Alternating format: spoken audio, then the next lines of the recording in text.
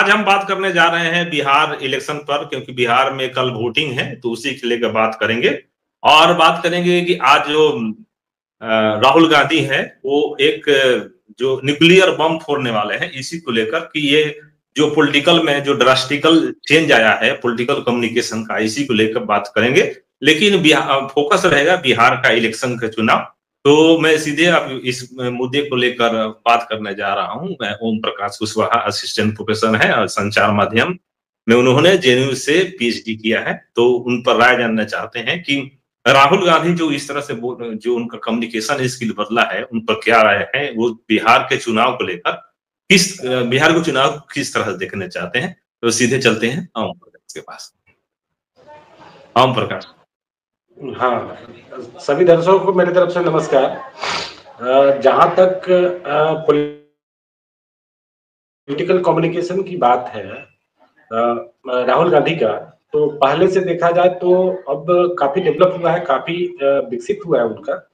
और आम लोगों से जो अपनी बात पब्लिक मीटिंग में कहते हैं, भाषण में देते हैं, तो अब लोग थोड़ा थोड़ा कनेक्ट हो रहे हैं, लोकल शब्दों का यूज करते हैं, इस्तेमाल करते हैं और लोगों से थोड़ा सा कनेक्ट हो के बात करने की कोशिश करते हैं। और वोट चोरी का जो उन्होंने एक मुहिम चालू किया है और पिछले दिनों उन्होंने 10 दिन का 15 दिन का एक यात्रा शुरू किया था, उसका असर दिख रहा है। उसमें काफी लोगों से राहुल गांधी को एक नए तरीके से उन्होंने इंटरेक्ट किया और लोगों से जुड़े, लोगों से बात किया, उन्होंने लोगों तक अपनी बातों को रखे। तो इसका असर आज के अभी अगर हम देखें पूरे बिहार में लोगों के बीच में, तो लोगों के बीच में उत्साह वो दिख रहा है, राहुल गांधी का वो असर दिख रहा है। और गांव-गांव तक ये लोग जानने लगे हैं कि वोट चोरी एक मुद्दा है बिहार में, चाहे पूरे देश में एक वोट चोरी मुद्दा है। तो मुझे लगता है कि राहुल गांधी का ये पॉलिटिकल कम्युनिकेशन, इस तरीके का जो कम्युनिकेशन का एक नए तरीके से डेवलप विकास हुआ है उनके संप्रेषण में, उनके कम्युनिकेशन में, इसका असर है लोगों के सोसाइटी, लोगों के बीच में इसका असर है और लोग इसको सीरियसली ले रहे हैं, लोग समझ भी रहे हैं। और यही परिणाम है, इसी का परिणाम है कि आज के डेट में वोट चोरी, या फिर उस समय जब मार्च कर रहे थे उस समय भी वोट चोरी एक बहुत बड़ा इशू बना। और अभी आप देखिए तो पूरे जहां जहां राहुल गांधी का जो भाषण हो रहा है उसमें काफी लोग जुट रहे हैं और लोगों की संख्या लगातार बढ़ते जा रही है। लोग उनकी बातों को सुन रहे हैं, लोग उनकी बातों को समझ रहे हैं और उनका जितने सारे दावे किए जा रहे हैं, जितने सारे वो चुनाव के बाद, सरकार बनने के बाद क्या क्या वो करेंगे, वो सब लोगों को समझ में आ रहा है। और लोग कहीं ना कहीं दूसरे माध्यमों से वो बता भी रहे हैं कि राहुल गांधी ने क्या कहा और राहुल गांधी से क्या क्या उनकी उम्मीदें हैं। इसके अलावा वो बातचीत के अलावा कई अदर दूसरे भी एक्टिविटी कर रहे हैं जिसके थ्रू लोगों के बीच में उनकी बात जा रही है। जैसे पिछले दिनों उन्होंने मछुआरे कम्युनिटी के साथ नदी में छलांग लगाई। ये बहुत बड़ा एक घटना है राजनीति में कि एक बड़ा लीडर, एक विपक्ष का लीडर, एक गांधी नेहरू फैमिली का आदमी, वो मछुआरे जो कि मतलब लोकल गांव के मछुआरे के साथ नदी में तैर रहा है।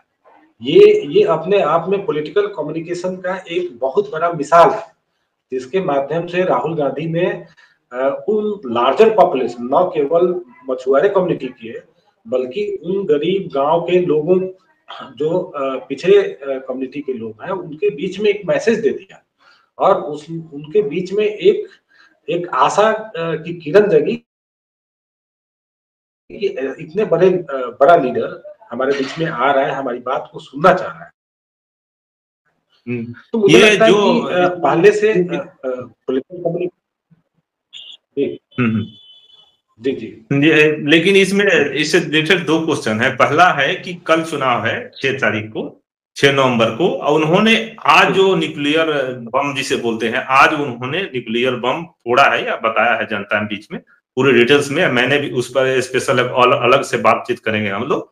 लेकिन वो जो टाइमिंग है, क्योंकि कल चुनाव है, ये जो मैसेज आम जनता तक पहुंच पाएगा और ये सवाल है। दूसरा ये है कि जो इससे जो साहनी है और कांग्रेस है, इससे किस पार्टी को ज्यादा फायदा होगा? या क्योंकि साहनी का एक रिकॉर्ड रहा है कि कभी वो बीजेपी का भी सहयोगी रह चुके हैं, आज वो महागठबंधन में है। तो इस परिप्रेक्ष्य में देखा जाए तो उनको किस पार्टी को ज्यादा फायदा होने वाला है, इसको वोटिंग पॉइंट ऑफ व्यू से बोला जाए? हाँ, मुझे लग रहा है कि पिछले चुनाव से यह चुनाव बिल्कुल ही अलग है, कई मामलों में अलग है।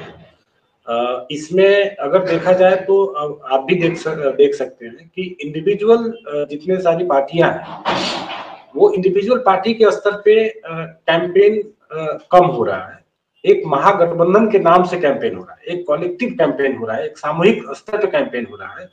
और उसमें राहुल गांधी भी अपने कई स्पीच में उन्होंने कांग्रेस पार्टी का नाम न लेके महागठबंधन का नाम लिया और महागठबंधन के नाम से उन्होंने प्रचार किया। और मुझे लगता है कि बाकी सारी पार्टियां भी यही काम कर रही हैं। तो मुझे लग रहा है कि अगर एक पार्टी के बेसिस पे देखा जाए तो इस चुनाव को एक पार्टी, इंडिविजुअल पार्टी के बेसिस पे न देखा जाए, ये एक महागठबंधन को कितना बेनिफिट होगा उस स्तर पे देखना बहुत ही जरूरी है। जहां तक रही इंडिविजुअल पार्टी की बात, तो नो डाउट